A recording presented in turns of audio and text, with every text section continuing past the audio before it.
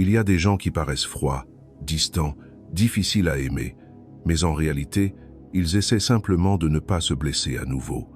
La douleur change la manière dont une personne existe. Et le pire, presque personne ne s'en rend compte. Selon Carl Jung, lorsque la douleur n'est pas comprise, elle se cache et devient un comportement. Dans cette vidéo, tu vas comprendre le comportement des personnes qui ont beaucoup souffert dans la vie et pourquoi elles agissent comme elles le font. Et le plus important, comment transformer cette douleur inconsciente en conscience réelle.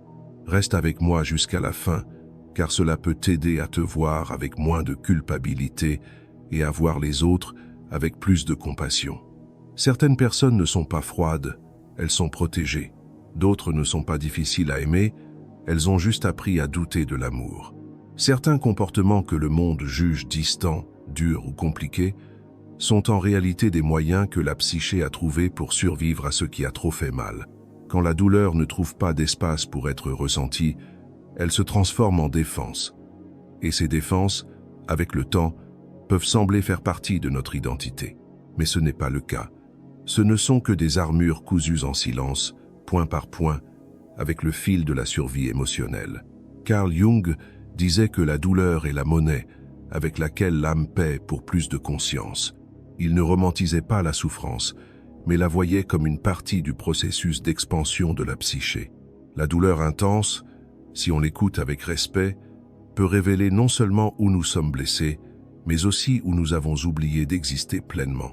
En d'autres termes, la souffrance profonde façonne des comportements qui ne naissent pas toujours du tempérament, mais de la tentative de l'ego de faire fonctionner l'âme, même sous les décombres. Les personnes qui ont trop souffert développent des mécanismes psychiques complexes, souvent invisibles, même pour elles-mêmes. La manière dont elles réagissent, se lient, se protègent ou s'éloignent n'est pas un hasard. Elle est structurée en couches profondes, inconscientes, créées pour empêcher que la douleur originelle ne refasse surface. Regarder ces comportements avec jugement, c'est comme regarder une cicatrice en ignorant la blessure qui l'a précédée. Mais il existe une autre façon de regarder. Un regard qui ne demande pas « qu'est-ce qui ne va pas chez toi ?» mais « qu'est-ce qui t'est arrivé ?» C'est ce regard qui commence à transformer la souffrance en compréhension, qui voit dans le comportement une piste, un code, une carte, car la psyché parle à travers des symboles, des répétitions, des schémas émotionnels. Et chaque réaction qui semble excessive peut être l'écho d'une vieille douleur demandant à être reconnue. L'âme blessée ne veut pas de pitié, elle veut être vue, et être vue avec empathie est la première étape pour que l'ego cesse de réagir automatiquement et commence à écouter.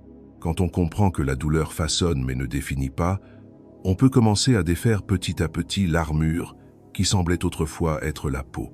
Et à la place de la rigidité apparaît un espace, encore fragile mais réel, où la conscience commence à toucher ce qui auparavant ne faisait que se défendre.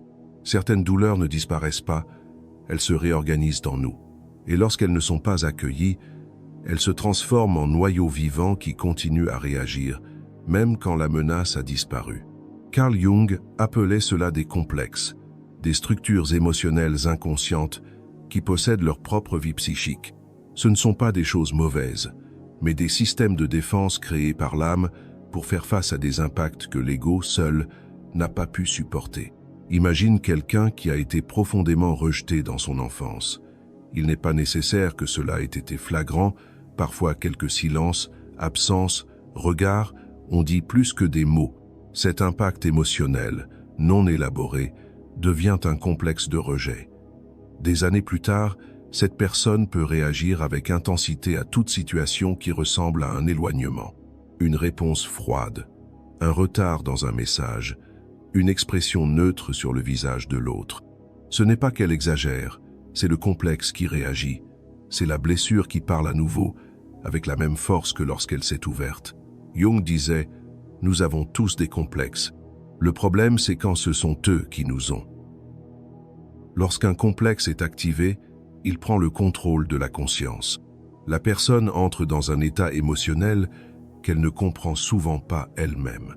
Elle peut pleurer sans raison, réagir avec une colère disproportionnée, se refermer soudainement, ressentir un vide énorme, pour quelque chose de petit. Ces comportements ne sont pas irrationnels. Ils sont logiques dans la structure émotionnelle de quelqu'un qui a trop souffert. Il est courant que les personnes ayant beaucoup souffert passent des années à se croire trop compliquées, trop sensibles, trop réactives.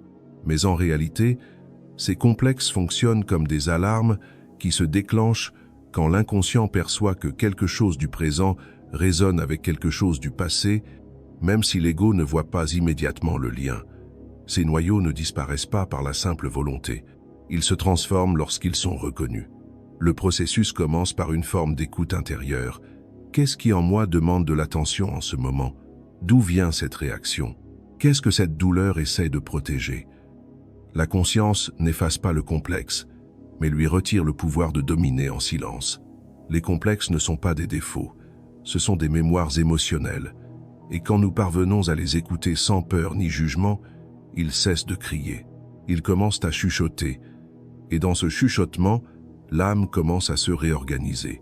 Non pas pour effacer ce qui a été vécu, mais pour créer un espace intérieur où la douleur cesse de réagir seule et commence enfin à être soignée. La méfiance n'est pas de la froideur, c'est de la survie.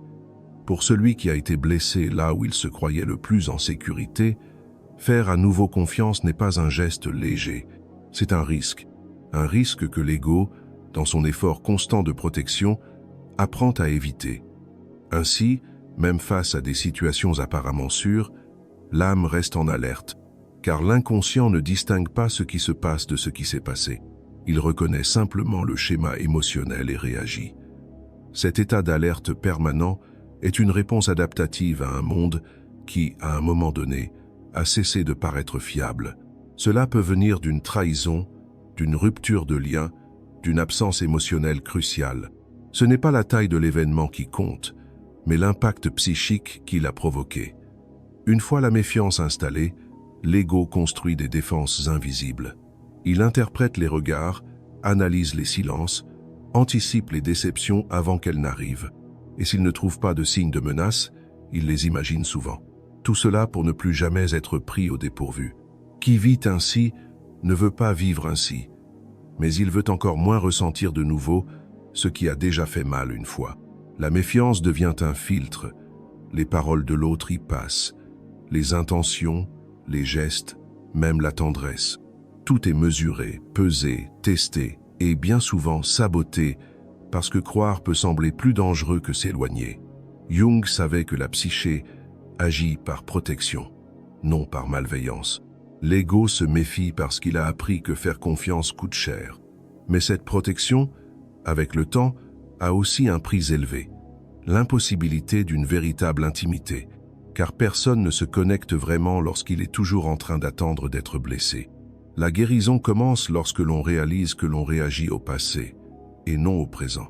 Lorsqu'on reconnaît que la peur ne se trouve pas dans le maintenant, mais dans un écho émotionnel qui vibre encore à l'intérieur, il faut du courage pour mettre en pause l'alarme intérieure, ne serait-ce qu'un instant, et observer. Cette menace est-elle réelle, ou est-ce un souvenir qui me guide?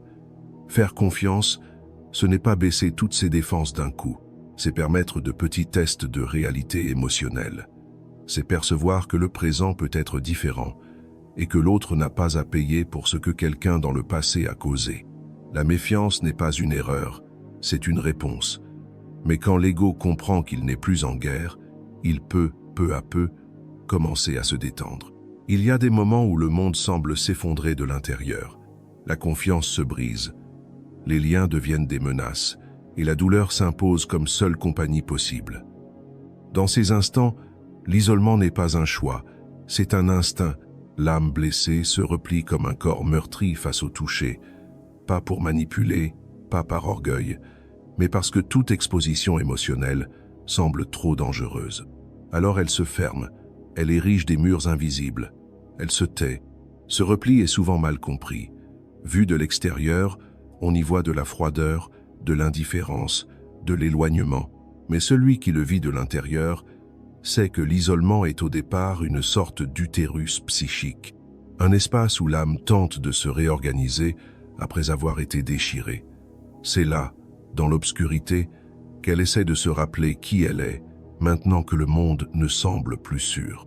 Jung voyait cette plongée intérieure comme faisant partie du processus symbolique de mort et de renaissance. L'ombre se referme sur elle-même, non parce qu'elle a renoncé à la vie, mais parce qu'elle a besoin de se protéger jusqu'à pouvoir respirer à nouveau. Et parfois, le silence est le seul langage possible pour celui qui apprend encore à nommer sa douleur. Mais ce qui commence comme un refuge peut, avec le temps, devenir une prison. Ce qui était une pause devient une habitude.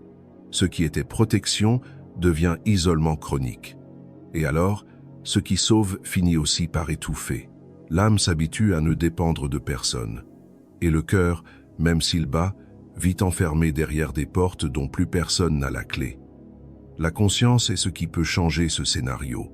Il n'y a pas de hâte dans ce processus, mais il y a un besoin de vérité. Il faut reconnaître, oui, je me suis éloigné pour survivre. Et aussi, mais peut être qu'aujourd'hui, je n'ai plus besoin d'être seul tout le temps. La présence intérieure commence à dissoudre la rigidité de la défense.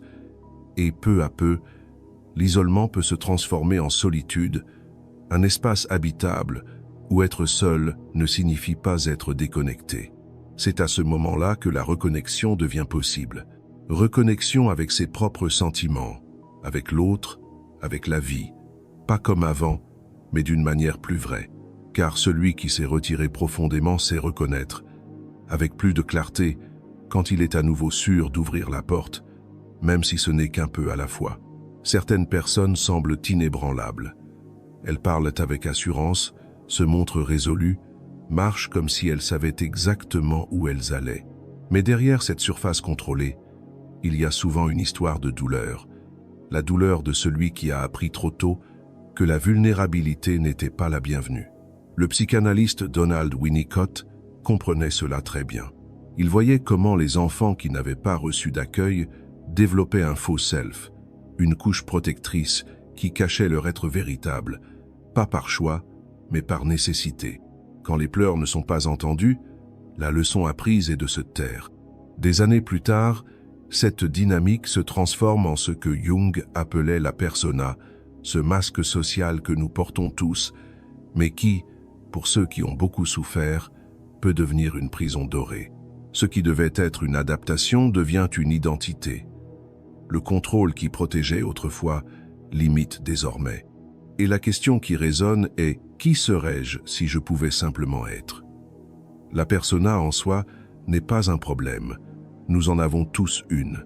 Elle sert à faciliter l'interaction sociale, à protéger notre intimité, à permettre un certain niveau d'adaptation.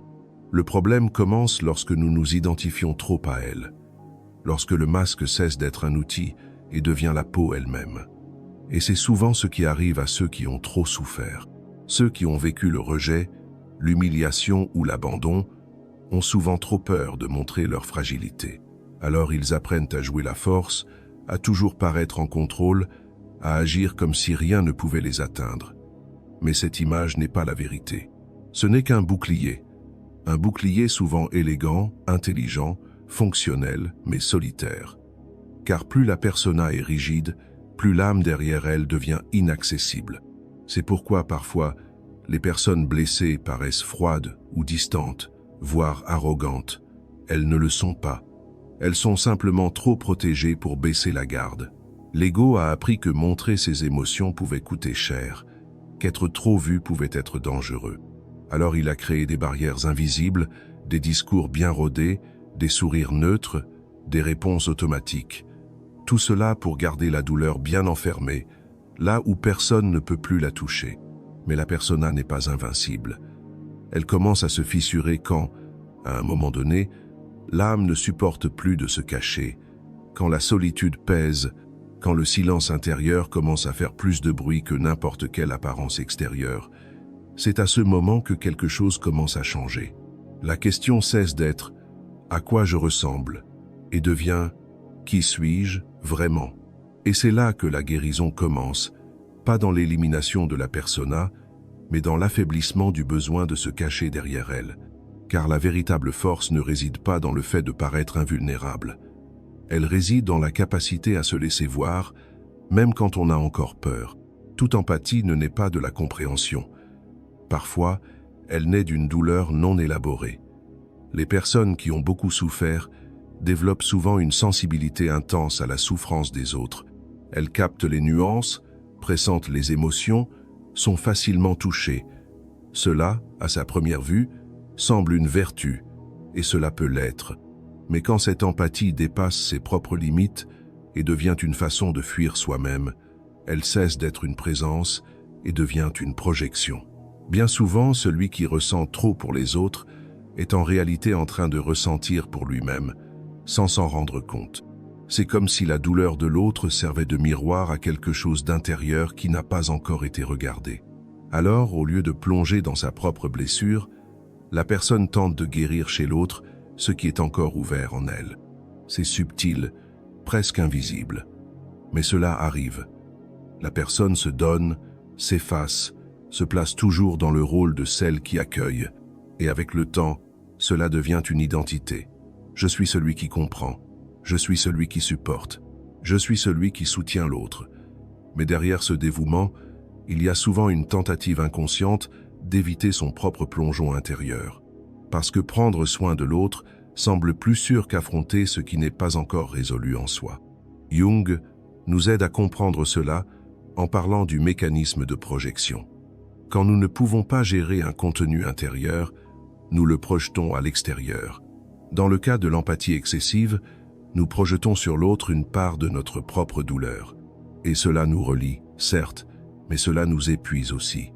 Car aucune connexion n'est durable lorsqu'elle naît d'un déséquilibre. Ce type d'empathie sans frein s'accompagne souvent d'une forme d'épuisement émotionnel. La personne vit vidée, épuisée, ressentant plus qu'elle ne le devrait. Et bien souvent, sans s'en rendre compte, elle construit des relations où elle prend soin et l'autre consomme. Ce n'est pas de l'amour, c'est de la codépendance émotionnelle déguisée en sensibilité. La guérison commence par un ajustement subtil, mais profond. Comprendre que ressentir pour l'autre ne peut pas signifier s'oublier soi-même, que l'écoute de la douleur de l'autre n'est vraie que lorsqu'on a aussi appris à écouter la sienne, et qu'aider ne signifie pas porter, mais marcher à côté avec une conscience claire de ses propres limites. La véritable empathie naît lorsque la douleur a déjà été reconnue à l'intérieur. Alors, elle devient une présence solide, ni exagérée, ni salvatrice, simplement disponible, car celui qui a appris à prendre soin de lui peut être entier pour l'autre sans se perdre en chemin. Et c'est cette empathie qui guérit vraiment, silencieuse, humble et profondément humaine. Aimer, pour celui qui a déjà été blessé, n'est jamais un geste simple. Ce n'est pas un manque de volonté, c'est un excès de mémoire. Chaque tentative de se livrer porte en elle le poids de ce qui a échoué auparavant. Et même lorsque l'autre est différent, quelque chose en soi reste en alerte. L'affection vient, mais avec prudence. Le lien se crée, mais sous surveillance. C'est l'amour avec armure. Cette prudence émotionnelle est souvent confondue avec de la froideur. Mais ce n'est pas une absence de sentiment. C'est le résultat d'une psyché qui a appris à protéger ce qui, un jour, a trop saigné. La peur n'est pas dirigée vers l'autre, exactement. Elle vise ce que cet autre pourrait réveiller, la douleur de l'abandon, la déception répétée, la rupture de confiance. Alors le cœur s'approche avec précaution et l'ego, comme un soldat fatigué, refuse de baisser complètement la garde.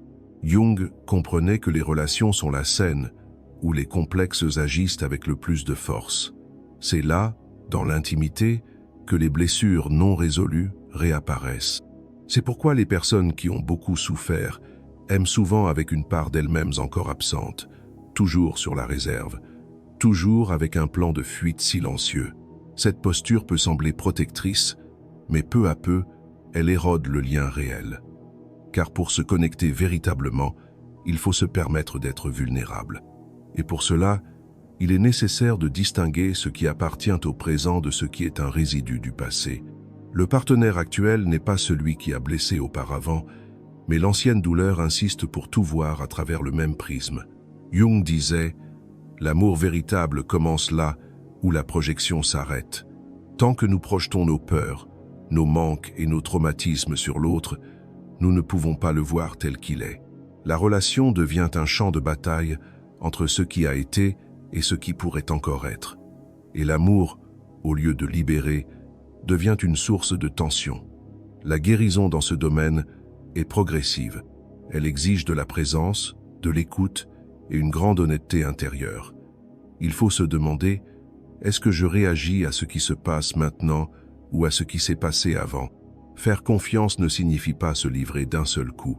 C'est réaliser, petit à petit, qu'il existe des espaces sûrs, que tout amour ne fait pas mal, qu'il est possible d'aimer sans s'annuler et de faire confiance sans se perdre. Et quand cela commence à arriver, l'armure n'a plus besoin d'être brisée avec violence. Elle devient simplement inutile. Il y a des personnes qui portent le monde en silence, qui ne demandent pas d'aide, ne se plaignent pas, ne montrent aucune faiblesse. Elles sont perçues comme fortes, résilientes, des personnes qui supportent tout. Mais très souvent, cette force ne vient pas d'un choix. Elle vient de l'absence d'options. Quand personne n'était là, l'âme a dû apprendre à marcher seule. Et elle a appris. La force de ceux qui ont trop souffert a des racines profondes. Elle n'est pas bruyante, elle ne se nourrit pas de mots percutants ou d'attitudes assurées. C'est une force née de la fatigue de tomber et de se relever malgré tout, de la peur constante de s'effondrer et de la nécessité de tenir debout malgré cela.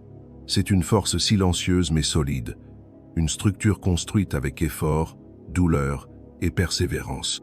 Jung comprenait que, dans de nombreux cas, la souffrance déclenche une quête spontanée du soi, le noyau le plus profond de la psyché. Quand tout semble s'écrouler à l'extérieur, quelque chose à l'intérieur insiste pour continuer. Ce quelque chose, c'est ce qui soutient l'âme quand l'ego ne tient plus. C'est ce qui murmure « avance », alors qu'aucune preuve ne montre qu'un chemin existe encore. C'est le soi qui appelle depuis l'obscurité.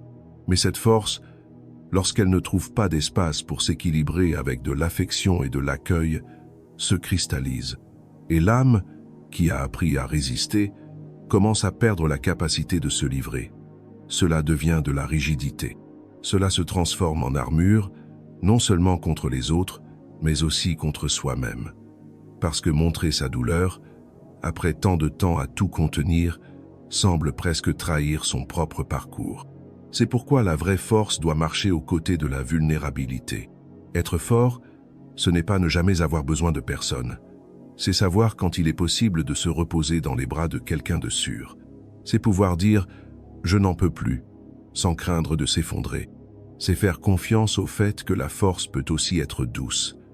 Lorsque l'âme reconnaît qu'elle n'a plus besoin de lutter en permanence, une nouvelle force émerge. Pas la force de la survie, mais la force de la conscience, celle qui permet de soutenir sa propre histoire sans s'y enfermer, qui connaît la valeur de chaque cicatrice, mais qui n'a plus besoin d'elle comme preuve. Et c'est à ce moment-là que le chemin cesse d'être solitaire, même s'il reste silencieux. Certaines personnes vivent plus dans leur tête que dans leur corps. Elles pensent sans arrêt, analysent chaque geste, repassent d'anciennes conversations, projettent des futurs possibles. C'est comme si l'esprit ne s'éteignait jamais. À première vue, cela semble être de l'intelligence, mais c'est souvent juste de la peur déguisée. Penser trop peut être une manière sophistiquée d'éviter de sentir. Pour celui qui a déjà beaucoup souffert, le monde émotionnel peut sembler un terrain trop instable. Ressentir, lorsque cela est associé à une douleur intense, devient une menace. Alors l'ego trouve une solution. Il transfère tout sur le plan rationnel. L'esprit devient un refuge, une zone de contrôle, un lieu où tout peut être prévu, expliqué, compris. Mais dans cette quête de contrôle, la spontanéité émotionnelle disparaît peu à peu. Jung avertissait que la connaissance à elle seule ne transforme pas. Il disait « Connaître ne suffit pas, il faut vivre. Et vivre implique de sentir, même quand ça fait mal. » La réflexion excessive est une stratégie de l'ego pour maintenir la douleur en suspens. Mais ce qui n'est pas ressenti n'est pas intégré. Et ce qui n'est pas intégré continue d'agir dans l'ombre. Il est courant que les personnes qui pensent trop aient du mal à nommer leurs émotions.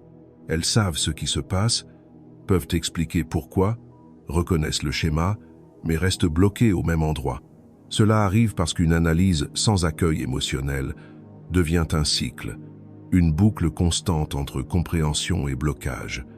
Penser est sûr, ressentir non. Telle est la logique inconsciente. Mais le paradoxe, c'est que seul le ressenti transforme. Ce n'est que lorsque la douleur traverse le corps et pas seulement l'esprit, qu'elle trouve un lieu pour se reposer. Et cela ne signifie pas se noyer dans la souffrance, mais se permettre d'être présent à ce qui est, sans se cacher derrière des raisonnements.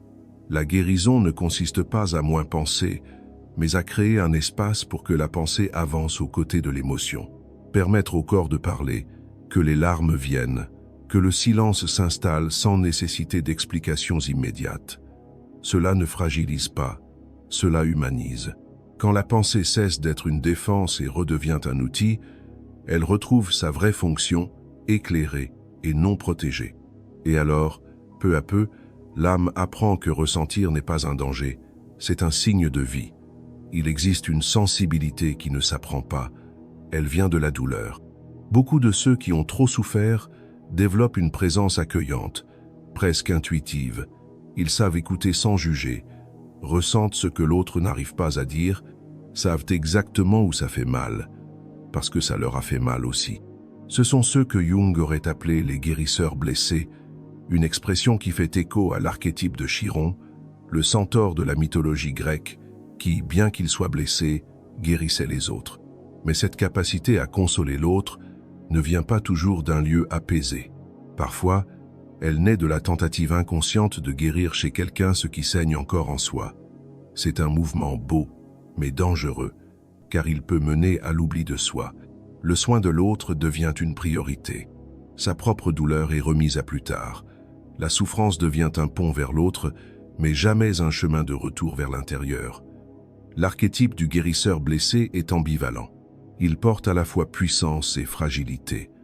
La puissance de transformer la douleur en empathie réelle et la fragilité de se cacher derrière le rôle de celui qui soigne. C'est comme si, en offrant sa présence aux autres, il évitait de toucher à ses propres absences. Et c'est pourquoi, souvent, ceux qui prennent soin de tous se sentent secrètement seuls. Jung comprenait bien ce piège. Il savait que la psyché cherche l'équilibre, et que l'excès de soins vers l'extérieur peut être le reflet d'une négligence intérieure.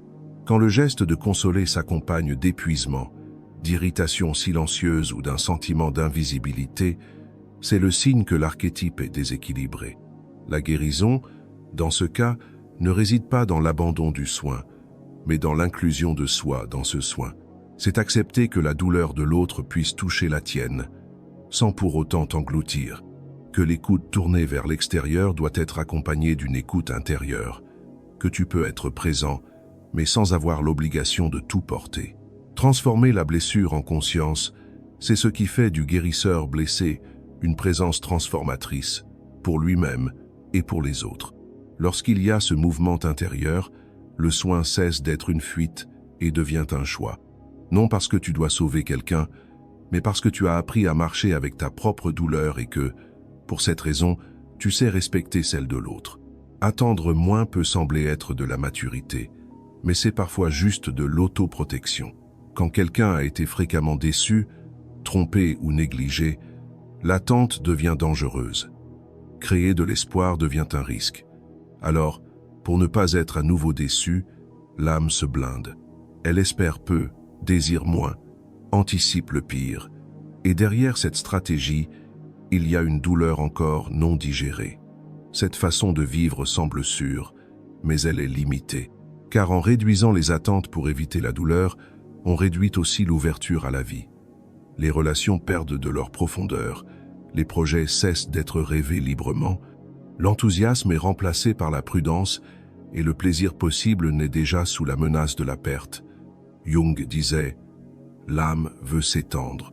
Cela signifie qu'en son essence, la psyché désire croître, expérimenter, créer, aimer. Mais lorsqu'elle est marquée par de fortes déceptions, elle se retire. Non parce qu'elle ne veut plus, mais parce qu'elle ne sait pas si elle pourra encore encaisser une autre chute. La réduction des attentes, dans ce cas, est le reflet de quelqu'un qui a trop souffert, en espérant ce qui n'est jamais venu. Il est important de comprendre que ce n'est pas de la faiblesse, c'est une défense, une forme de retenue émotionnelle, construite pour préserver l'intégrité psychique. Mais lorsque ce mécanisme se fige, la vie commence à se vivre à moitié. Les possibilités sont filtrées par la peur, et tout ce qui échappe au contrôle est automatiquement perçu comme une menace. La prise de conscience de ce schéma est la première étape pour l'adoucir. Il ne s'agit pas de recommencer à espérer comme avant, mais de permettre petit à petit que l'espoir existe, sans devoir être une garantie. De réaliser qu'il est possible de désirer quelque chose sans s'effondrer si cela n'arrive pas. Couvrir son cœur ne signifie pas se livrer sans discernement, mais ne doit pas non plus être totalement évité. Retrouver l'espoir n'est pas de la naïveté, c'est du courage. Le courage d'admettre que l'on veut encore vivre avec vérité, même en sachant que la vie n'offre aucune certitude, et que, malgré les blessures, il existe encore en nous une part qui veut ressentir, s'impliquer, rêver, car c'est dans cette ouverture, même subtile, que l'âme recommence à s'étendre, et avec elle, la vie aussi. Toute douleur ne s'éteint pas lorsque les faits prennent fin. Certaines expériences continuent à résonner intérieurement, même des années plus tard. Non pas parce que la personne insiste pour souffrir, mais parce que quelque chose là, dedans n'a pas été symbolisé, digéré, clôturé. Le passé, dans ces cas-là, n'est pas un souvenir, c'est une présence. Et vivre avec lui collé à la peau, c'est comme marcher avec des blessures ouvertes que personne ne voit. Seul celui qui les porte en connaît le poids. Jung disait « Ce que nous résistons persiste ». Et peu de choses sont autant repoussées que le deuil psychologique. Pas le deuil d'une mort concrète, mais celui de ce qui n'a pas eu lieu, de l'amour qui n'a pas duré, de l'affection non réciproque, de l'enfance manquante, des mots jamais venus, de ce qui aurait pu être, mais ne fut pas. Ces deuils invisibles créent des chaînes intérieures qui nous maintiennent liés à ce qui est passé, mais qui continuent à nous gouverner. L'ego, souvent, tente d'avancer sans se retourner. Il invente des stratégies de déni, de minimisation, de rationalisation. Mais l'âme ne bouge pas dans la précipitation. Elle a besoin de temps, de pause, de vérité, et le deuil psychique ne se fait que lorsqu'il y a de l'espace pour ressentir, sans jugement, sans justification, sans hâte pour tourner la page. Lâcher le passé ne signifie pas l'oublier, c'est l'intégrer. C'est regarder ce qui a été et reconnaître. Cela est arrivé, cela m'a marqué, cela m'a fait mal. Et maintenant, je peux permettre à cela de trouver une place en moi qui ne soit plus une plaie ouverte, mais une mémoire reconnue. Ce n'est pas l'effacer. C'est comme transformer une cicatrice, quelque chose qui ne saigne plus, mais qui continue de raconter une histoire. Ce processus est souvent douloureux, parce qu'il oblige l'ego à cesser de faire semblant que tout va bien. Il force l'âme à entrer en contact avec la perte réelle, celle qui a été enfouie sous des années de déni. Mais ce n'est que lorsque ce deuil est fait que le passé cesse de se répéter dans le présent, que les mêmes schémas cessent de s'imposer, que les vieilles douleurs arrêtent de s'infiltrer dans les nouvelles expériences. Se battre contre le passé, c'est y rester enfermé. Lui permettre de partir est un acte de courage silencieux. Cela signifie dire « j'accepte ce qui a été », mais je n'ai plus besoin de vivre à partir de cela. Et dans ce geste, quelque chose se dissout, non pas parce que ça disparaît, mais parce que cela trouve enfin sa place, une place où cela peut exister sans dominer. Quand le deuil est accompli, le présent devient possible, et le futur, enfin, cesse d'être un reflet de ce qui a blessé, pour devenir un espace réel de création. Derrière chaque défense, il y a une histoire, et derrière chaque histoire, une tentative de continuer.